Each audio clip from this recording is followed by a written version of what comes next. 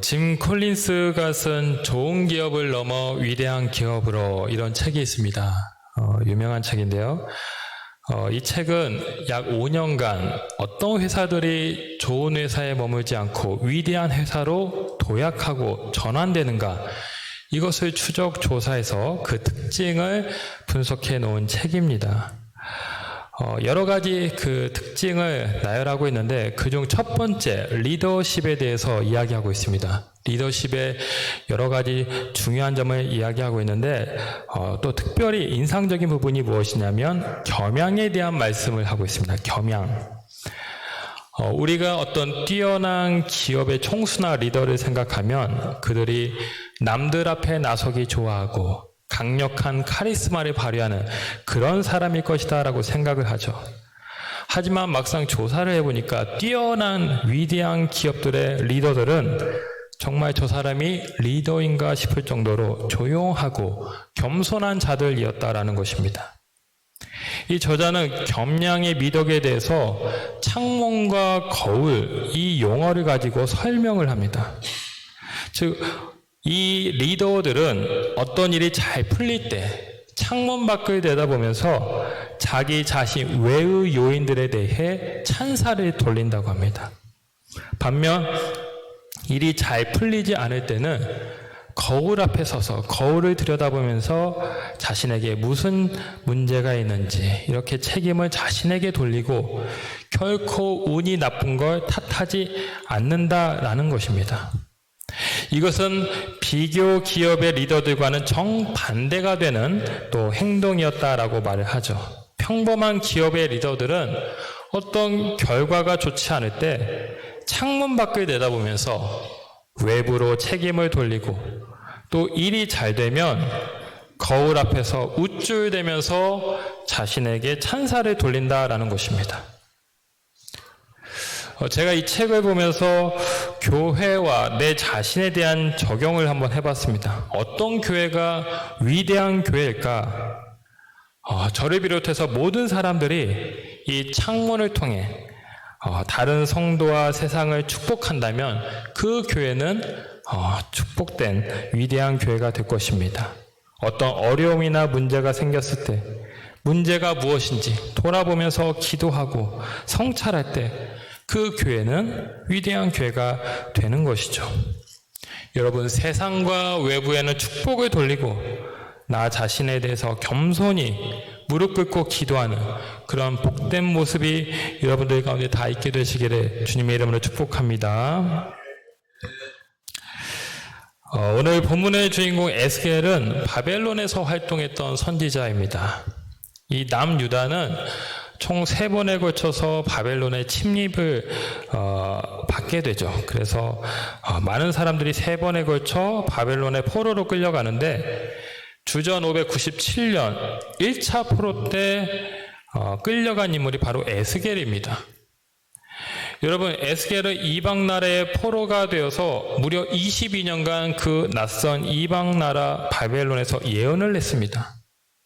민족의 멸망을 두 눈으로 목격하고 바라보아야 했으니 얼마나 슬프고 참 안타까운 선지자라고 할 수 있겠습니까? 그런데 그의 예언을 보면 전혀 암울하거나 비관적인 모습을 발견할 수가 없습니다. 이 에스겔이란 이름의 뜻은 무엇이냐면 하나님께서 강하게 하신다. 하나님께서 강하게 하신다이죠. 그는 그 이름처럼 성령으로 강한 자가 되어서 하나님의 환상을 예언했습니다. 비록 지금은 그 서글픈 그 포로민 신세가 되어 또 실향의 아픔을 겪고 있지만 그는 37장에서는 마른 뼈 환상을 통해서 민족의 부활을 예언했죠. 또 오늘 본문에서는 이 성전에서 나오는 물 환상으로 공동체의 회복을 약속했습니다. 그렇습니다. 내가 어디에 있는가, 이것은 결코 중요한 것이 아님을 우리가 깨닫게 됩니다. 나를 둘러싼 환경이 나를 제약한다 할지라도 성령님이 우리를 강하게 하십니다. 내가 성령으로 충만하면 우리는 상황과 환경을 초월해서 하나님의 강하심을 누리고 하나님의 사명을 감당할 수 있습니다. 여러분, 오늘은 성령 강림 주일입니다. 성령의 많은 특성이 있지만 그 중에 하나가 무엇입니까? 권능이죠. 성령이 임하면 우리에게 권능이 임합니다. 땅끝까지 예수의 증인이 되게 하십니다. 여러분들 가운데 어떤 연약함이 있습니까? 주님께 사로잡혀서 강한 자가 되고 하나님의 사명을 감당하는 여러분들 되시기를 축복합니다. 요즘 새벽 기도에서 잠언 말씀을 살펴보고 있습니다. 이 잠언서에는 정말 주옥 같은 지혜로운 글들이 많이 수록되어 있죠. 각각의 구절들이 다 우리 신앙에 도움이 되지만 이 말씀들은 그 말씀을 포함하는 그 말씀의 의미를 다 수렴하는 대주제를 우리가 이해하면서 살펴볼 때 더 큰 은혜가 됩니다. 그럼 잠언의 모든 말씀들을 아우르는 대주제가 무엇입니까? 이 말씀이라고 할 수 있겠죠. 여호와를 경외하는 것이 지혜의 근본이니 자주 반복되는 구절이죠. 하나님 주권 사상을 강조하는 말씀입니다. 하나님이 우리의 삶의 주인이심을 기억해야 된다는 것이죠. 하나님을 인정하고 하나님 뜻에 살아야 함을 강조하는 성경이 바로 잠언서라고 할 수 있습니다. 자, 에스겔 선지자의 소명 기사를 보게 되면 하나님이 우리 삶의 주인이시고 주권자 되신다라는 것을 다시 한번 우리가 깨닫게 됩니다. 여러분, 에스겔 1장을 보시면 이 에스겔이 하나님의 부름을 받는 그 기사가 나오는데 하나님께서 두 가지 방식을 사용해서 그에게 임재하시는 것을 보게 됩니다. 바로 부르심과 부어주심, 이 방식이죠. 먼저 오늘 1절 말씀을 보면 이렇게 말하죠. 하늘이 열리며 하나님의 모습이 내게 보이니. 자, 하나님께서 먼저 에스겔에게 나타나시고 계시하셨음을 보여주고 있죠. 에스겔이 비전을 구하고 에스겔이 하나님의 선지자가 될 수 있도록 사모한 것이 아니라 하나님이 그에게 먼저 비전을 주시고 그를 선포하도록 하셨다라는 것입니다. 하나님의 주권, 하나님의 부르심이 먼저였다라는 것이죠. 그렇습니다. 오늘 우리가 이 자리에 나와 있는 것도 하나님이 먼저 나에게 보이셨기 때문입니다. 내가 믿음을 가지고 있고 내가 하나님의 자녀로 살아가는 것은 하나님이 나에게 보이시고 나를 부르셨기 때문입니다. 내 믿음은 내 노력이나 내 능력, 내 선택에 따른 결과가 아닙니다. 전적인 부르심의 결과입니다. 우리가 바벨론 같은 세상 속에 산다 할지라도 하늘이 열리고 주님이 나에게 임하시면 소망이 있습니다. 사방으로 꽉 막혀 있다 해도 하나님의 모습이 내게 보이고 주님이 나에게 역사하시면 우리는 주께 붙들려서 가장 복된 자가 되는 것입니다. 여러분들 삶에 이 주님의 부르심의 은혜, 주님의 나타나심의 은혜가 계속해서 충만하게 임하시길 축복합니다.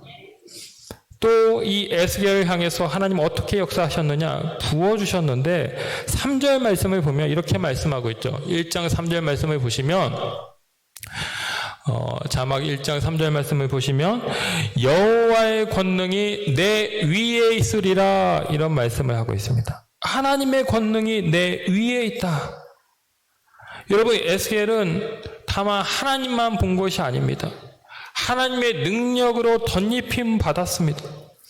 하나님의 그 부어주시는 성령을 받아서 그가 성령 충만한 사역자가 된 것입니다.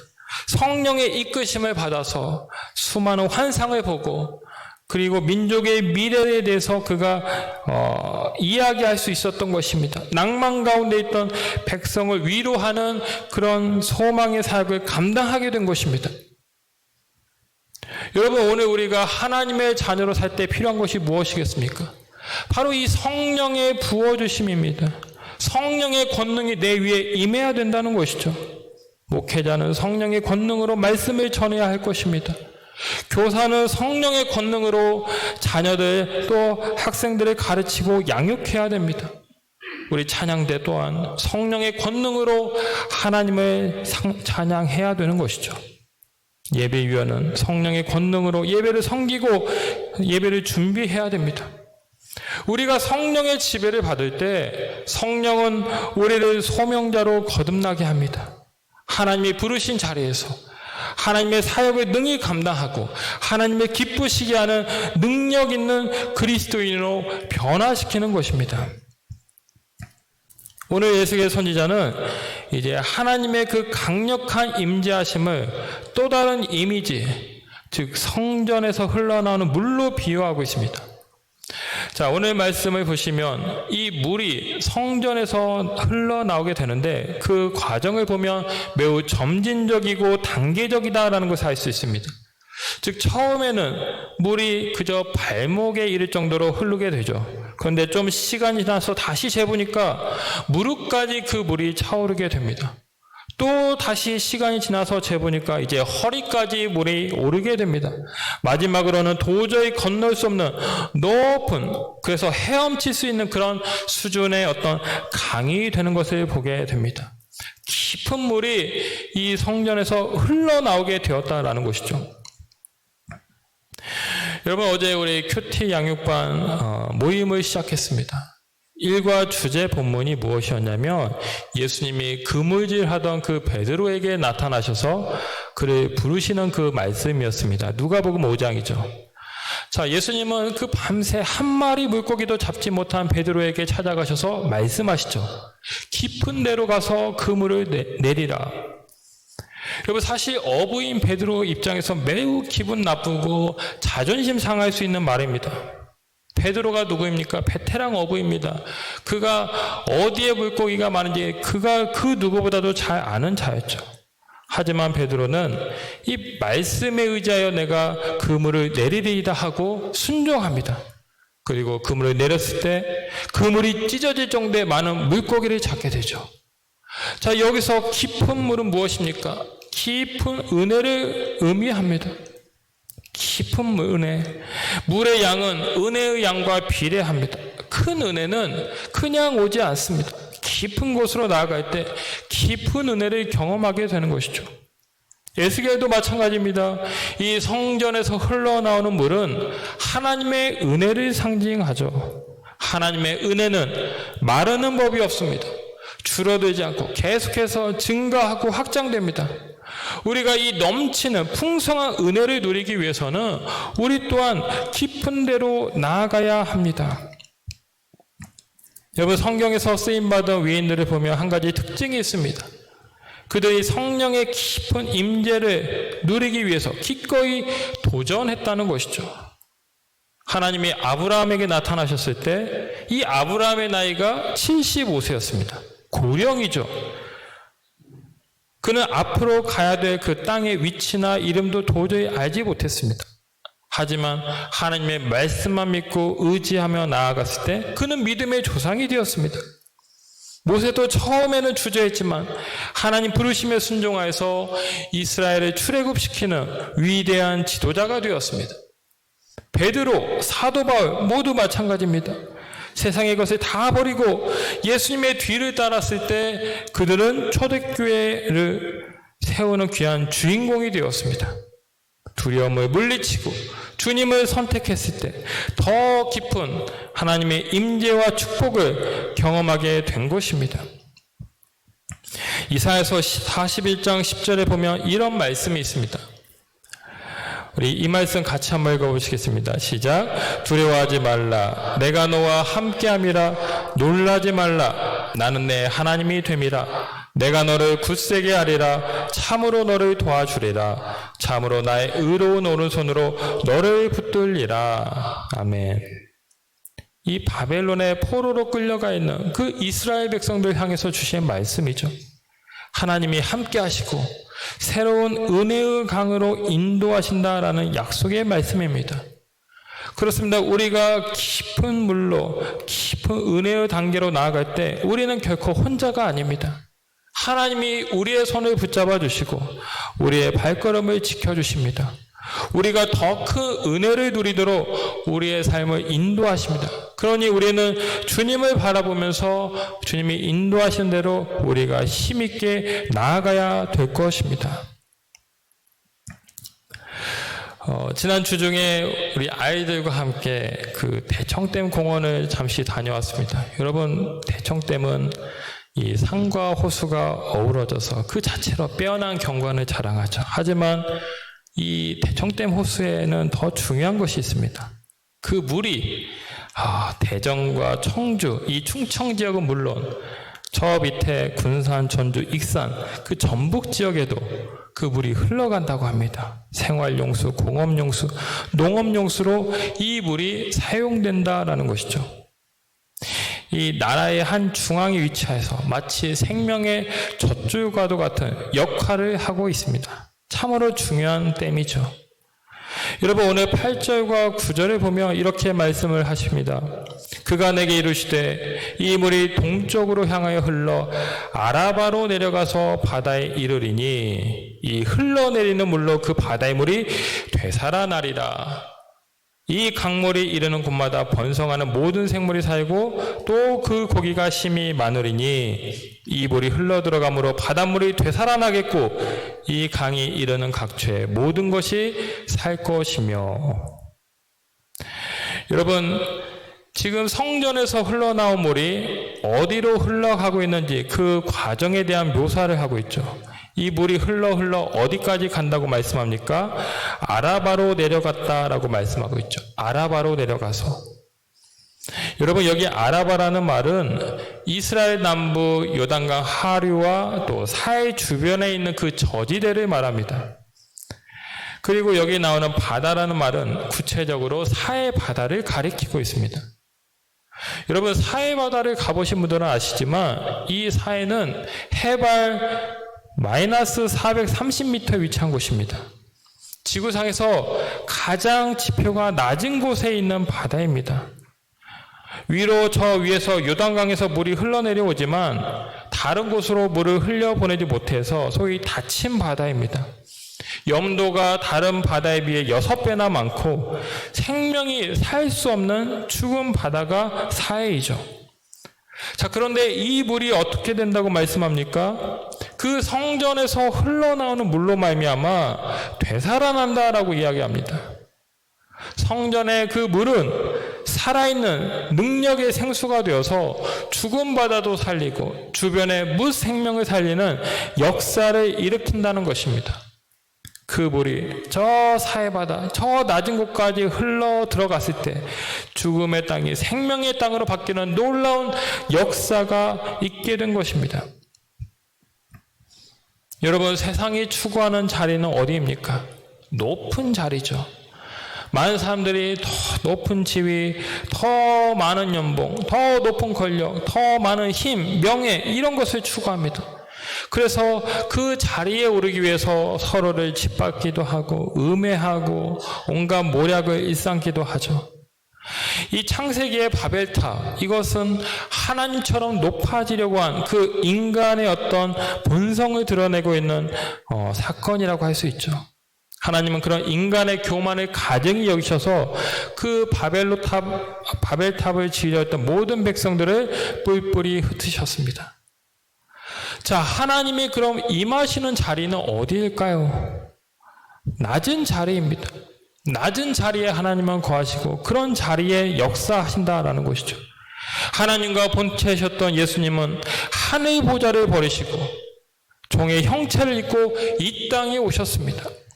물과 피를 다 쏟으시면서까지 우리를 위해서 순종하셨죠. 가장 낮고 천한 사람들과 더불어 지내셨습니다. 그들과 함께 지내시면서 그들을 위해서 자신의 삶을 내어주시고 구원의 역사를 이루셨습니다. 여러분, 우리 교회가 위치해야 될 곳이 어디입니까? 바로 이 낮은 자리입니다. 주님의 삶을 본받아서 우리는 헐벗고 굶주리고 또 눈물과 고통으로 신음하는 그 이웃의 자리로 내려가야 됩니다. 성전의 물이 흘러 저 사해 바다까지 내려가서 그 땅을 살려냈듯이 교회는 낮고 소외된 곳을 향해야 됩니다. 그럴 때 죽어가는 수많은 영혼을 살릴 수가 있습니다. 교회의 사명을 감당할 수 있는 것입니다. 여러분, 우리 교회에서 매월 첫 번째 주일마다 지키는 아름다운 전통이 있죠. 선교주일. 사실 이 성교는 교회의 존재 이유입니다. 아주 중요하죠. 예수님이 마지막 지상 대명령으로 주신 말씀은 바로 성교였습니다. 땅끝까지 복음을 증거하라, 성교를 당부하셨죠. 승천하시기 직전에 주신 말씀도 너희가 땅끝까지 내 증인이 될 것이다 라는 말씀이었습니다. 여러분, 우리나라가 미국 다음으로 선교하는 나라가 된 이유가 어디 있습니까? 이 140여 년 전에 선교사님들이 목숨을 아끼지 않고 이 땅에 와서 복음 전파에 힘쓴 결과로 교회가 세워지고 이제 우리가 복음을 전하는 그런 사명자가 된 것입니다.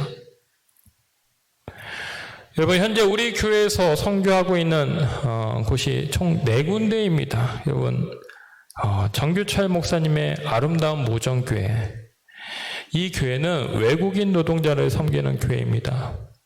외국인 노동자들이 주님을 믿고 본국에 돌아가면 이들을 통해서 교회가 세워지고 하나님의 나라가 확장될 수 있습니다.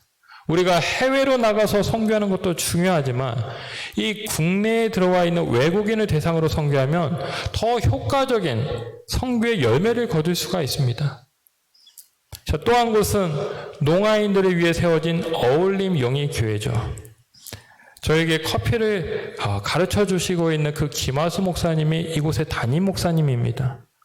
제가 목사님 어떻게 해서 이 커피를 배우시게 되었습니까? 이 사역을 하게 되었습니까? 물어본 적이 있습니다. 이 목사님이 이제 농아인들과 같이 목회를 하는데 목회 자립을 위해서 뭐라도 해야겠다 생각해서 그냥 커피를 그때 배우기 시작했다고 합니다. 그리고 그것이 지금 이렇게 큰 어떤 바리스타 교육 사역으로 확장이 된 것이죠. 지금 많은 목회자와 교회들이 이 목사님을 통해서 원두 커피도 공급받고 또 어떤 선교의 도구로서 많은 도움을 얻고 있습니다. 참 좋은 목회를 하고 계신 것이죠. 자, 그 외에도 우크라이나에서 사역하는 서정승 선교사님이 있습니다. 그리고 우리 교회 이상래 권사님의 따님이시죠. 이윤숙 선교사님이 라오스에서 그 사회분과 함께 선교하고 있습니다. 우리가 이들을 후원하고 있죠. 여러분, 저도 필리핀에서 한 1년 반 정도 선교사로 있었습니다. 제가 파송을 받고 선교사로 지내보니까 정말 이 선교사님들에게 가장 큰 힘은 다른 것이 아니라 한국에서, 모국에서 나를 위해 기도해주는 분들이 있다는 것이 정말 가장 큰 힘이 되고 또 도움이 되었습니다. 너무나 감사하죠. 여러분, 바울이 1차, 2차, 3차 전도 여행을 다녔는데 그 사역을 그가 완수할 수 있었던 것은 저가 혼자 잘나고 능력이 많아서가 아니었습니다. 안디옥 교회가 그를 파송하고 그를 위해 기도해주고 매일 함께 후원했기 때문에 가능했던 것이죠. 여러분, 선교 현장은 치열한 영적 전투의 현장입니다. 그래서 바울은 서신서를 쓸 때마다 나를 위해 기도해달라고 항상 당부를 했습니다. 여러분, 수많은 선교사님들, 목회자에게 최고의 힘은 기도입니다. 우리가 선교사로 갈 수가 없다면 보내는 선교사, 기도하는 선교사가 될 수 있습니다. 이 선교는 성도의 영적 의무이면서 특권입니다. 오늘 총회 선교 주일을 맞이하면서 바라는 기도가 있습니다. 우리 교회의 선교 지경이 더욱 넓어져서 지금보다 더 많은 교회를 선교했으면 좋겠다라는 기도입니다. 성전에서 흘러내린 물이 저 사해바다까지 이르고 많은 죽어가는 생명들을 살려냈듯이 우리 교회를 통해서 이 땅에 많은 교회들이 힘을 얻고 살아난다고 한다면 얼마나 복된 일이겠습니까? 그런 의미에서 여러분에게 우리 흥덕 시찰내에 있는 한 교회를 또 소개하고 싶습니다. 여러분, 작년 12월 취임식 때 우리 교회에 오셔서 설교하셨던 김동준 목사님을 기억하시죠? 이 김동준 목사님은 아버지가 우리 교회에서 잠깐 목회를 하셨던 그런 목회자의 자녀이십니다. 우리 교회를 또 출석하셨죠. 이 김 목사님은 원래 복 있는 교회를 담임하셨는데 이 교회가 우리 시찰에 있는 서청주 교회와 합병을 하면서 우리 시찰로 편입이 되셨습니다. 여러분, 목회 후반기에 새로운 교회와 합병하고 또 교회를 새롭게 만들어 간다는 것은 보통 용기와 믿음이 있지 않고서는 쉽게 할 수 없는 일이죠. 이 목사님이 저에게 선교 편지를 보내주셔서 제가 봤는데 너무나도 지금 그 합병하려고 하는 교회가 열악합니다. 교회가 수년간 그냥 폐허처럼 방치가 돼가지고 교회를 새롭게 리모델링 해야 되는데 많은 공사비가 필요하다는 그런 내용을 볼 수가 있었습니다. 여러분, 우리 교회가 많지 않더라도 우리 이 교회를 위해서 함께 후원하고 기도하려고 합니다. 여러분들도 얼마든지 마음에 감동이 있으시면 이 교회를 위해서 후원하실 수가 있습니다. 여러분, 잠언 19장 17절에 이런 말씀이 있습니다.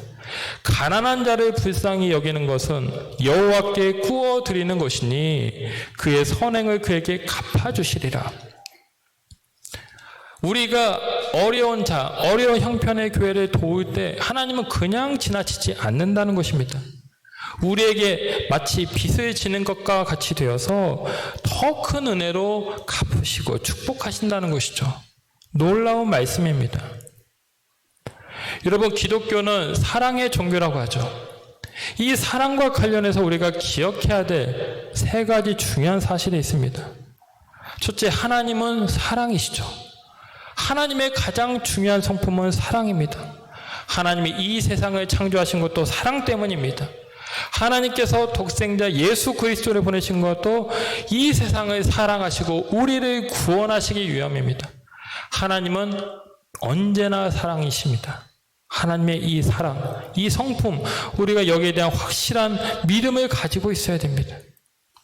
두 번째, 나는 하나님의 사랑받는 자녀다라는 것이죠. 오늘 내가 이 자리에 있는 것은 하나님의 사랑 때문입니다. 내가 특별한 자격이나 능력이 있어서가 아니라 하나님의 그 전적인 사랑으로 우리는 주님의 자녀가 된 것입니다. 예수님은 자기 사람들을 하실 때 끝까지 사랑한다고 했습니다. 세상 사람들은 우리를 배신하고 우리의 마음을 아프게 하고 우리를 힘들게 하지만 하나님은 우리를 한결같이 사랑하십니다. 우리는 하나님의 사랑을 받고 있는 자녀이다. 이 정체성을 분명히 가지고 살아야 합니다. 자, 세 번째가 무엇입니까? 우리가 종종 간과하는 부분인데 아주 중요한 사실입니다. 하나님의 사랑을 흘려보내야 한다는 것입니다. 하나님이 우리를 사랑하시면서 기대하시는 바가 있습니다. 사랑의 통로가 되길 원하는 것이죠. 새 계명을 주노니 서로 사랑하라. 내가 너희를 사랑한 것 같이 서로 사랑하라. 너희가 서로 사랑하면 이로써 너희가 내 제자인 줄 알리라. 사랑해야 됩니다. 주변에 가난한 자, 작고 소외된 자, 낮은 자에게로 나아가야 되는 것이죠. 그들에게 주님이 내게 주신 그 사랑을 흘려보내야 됩니다. 이것이 사랑받는 자로서 우리가 해야 될 사명이라는 것입니다. 여러분, 전주에 가면 우리 교단에 전주 안디옥 교회가 있습니다. 이 교회는 선교하는 교회로 참 유명합니다. 우리 교단에서 성도 수가 제일 많고 예산도 가장 큰 그런 교회이지만 재정의 무려 70%를 선교하는 곳에 쓰고 있습니다. 그 교회 본당은 허름한 그 비행기 경락고를 가져다가 그 본당으로 쓰고 있죠. 그래서 깡통교회라는 별명도 있는데 모든 재정, 모든 역량을 오로지 선교에 다 집중해서 전 세계 곳곳에 선교사를 파송하고 많은 선교를 위해서 그렇게 귀하게 쓰임받고 있는 교회인 것입니다. 예전에 이동희 원로 목사님께서 이제 어느 기자와 인터뷰한 내용을 제가 본 적이 있습니다. 기자가 물었습니다. 목사님, 선교를 참 많이 하시는데 선교를 하면 교회에 어떤 점이 좋습니까? 이렇게 질문했을 때 목사님은 딱 한마디로 대답했습니다. 교회가 성결해집니다. 선교하면 교회가 성결해집니다. 그렇습니다. 이 선교는 예수님의 지상대명령이죠. 하나님의 마음이십니다. 하나님은 지금도 선교하시는 분이시죠. 그래서 선교를 한다는 것은 교회가 성경적으로 세워진다라는 뜻입니다. 교회가 가장 중요한 일에 힘쓰고 가장 건강하게 세워져서 주님의 일에 힘쓴다라는 증거인 것입니다. 그렇기 때문에 그 교회는 하나님께서 축복하시고 날마다 부흥케 하시는 것이죠. 늘 새로운 자원과 성도를 보내주시고 그 교회가 계속해서 주의를 잘 감당할 수 있도록 축복하신다라는 것입니다. 이것이 선교의 유익이다라는 것이죠. 사랑하는 성도 여러분, 지금 여러분이 머물고 계신 자리는 어디입니까? 더 높은 자리를 바라보시고 있습니까? 아니면 낮고 낮은 자리를 향해 나아가시고 있습니까? 산들이 높고 푸르고 아름다운 것은 그 산 곳곳에서 보이지 않게 흐르는 물줄기가 있기 때문이죠.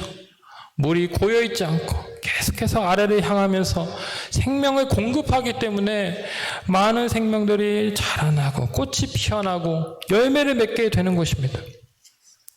에스겔 성전에 나온 이 물로 말미암아 수많은 생명들이 살아난다. 이것은 바로 오늘 우리 교회가 꿈꾸고 우리 교회가 비전으로 삼고 바라보아야 될 아름다운 모습이 될 것입니다. 성령의 은혜가 풍성한 강을 이룰 수 있기를 원합니다.